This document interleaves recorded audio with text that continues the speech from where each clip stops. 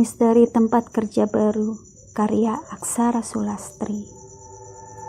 Kisah ini terjadi di masa awal aku bekerja di sebuah perusahaan yang memproduksi bulu mata palsu. Tepatnya pada bulan November tahun 2016. Aku lupa tanggalnya, namun masih mengingat dengan jelas setiap kejadiannya. Menurut teman yang bekerja di situ, pabrik baru beroperasi pada bulan Agustus tahun 2016. Dulunya bekas gudang resmil untuk menampung beras yang baru digiling. Seperti yang lain, aku ditempatkan sebagai operator gunting. Suasana terasa asing dan bising karena suara gunting. Aku berusaha sebisa mungkin membiasakan diri menggunakan gunting kecil dan bagaimana membentuk sebuah bulu mata agar sesuai contoh yang lain. Mengunting satu bulu mata untuk pertama kalinya bisa menjeda waktu hingga 2 jam, dan hasilnya pun tak sesuai dengan harapan. Membutuhkan keterampilan dan kesabaran. Diibaratkan seperti masa orientasi di sekolah. Sampai kemudian tiba di Jumat pukul 11:30. Meski pintu luar dibuka, tidak ada angin yang menyapa. Meski kipas angin menyala, udara di ruangan pabrik masih cukup panas, sehingga karyawan merasa gerah dan bercucuran keringat. Aku kemudian minta izin ke belakang. Tapi tiba-tiba bulu kuduku merinding. Kondisi toilet pabrik memang kumuh. Banyak sarang laba-laba di langit-langit. Letaknya di dekat kebun yang ditumbuhi pohon mangga dan pohon rambutan. Udara seketika berubah menjadi dingin oleh hembusan angin. Aku memilih toilet dengan menilik satu persatu pintunya, mencari yang lebih bersih dan nyaman untuk digunakan.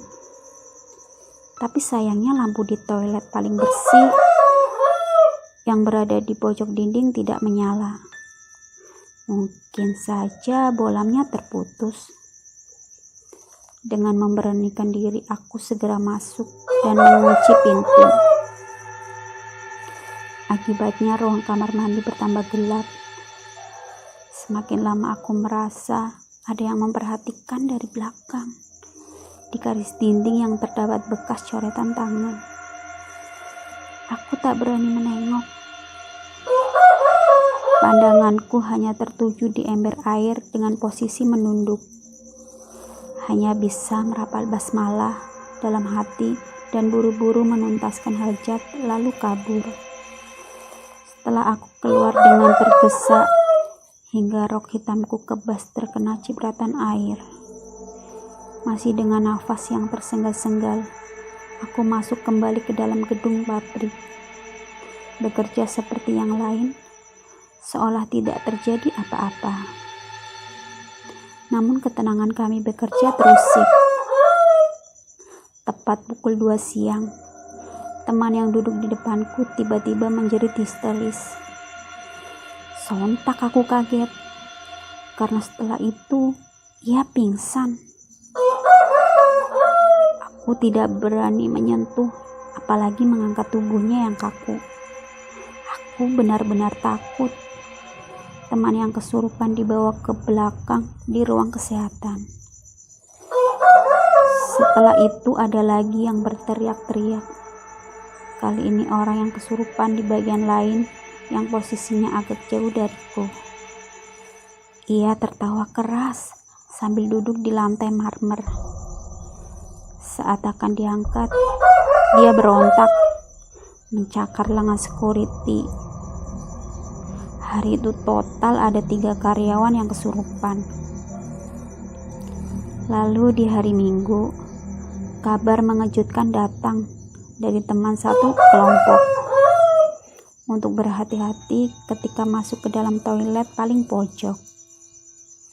Nanti terkunci di dalam, apalagi di situ ada penunggunya yang kadang menampakkan diri mau siang ataupun malam. Mendengar berita itu, aku mencoba untuk tidak percaya. Tapi sayangnya malah membuat jantungku berdegup kencang. Karena pada hari Jumat sering ada yang kesurupan. Pihak pabrik sering memutar lantunan doa dari speaker aktif.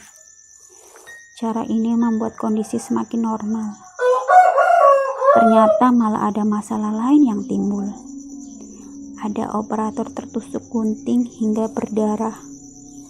Mungkin dia melamun. Padahal koordinator sering mewanti-wanti agar tidak ada yang melamun saat bekerja. Aku berharap kejadian ini hanya sekali saja. Aku tidak ingin ada kejadian lain yang menimpa aku selama bekerja. Tak henti aku merapal doa dari dalam hati, memohon pertolongan kepada Ilahi.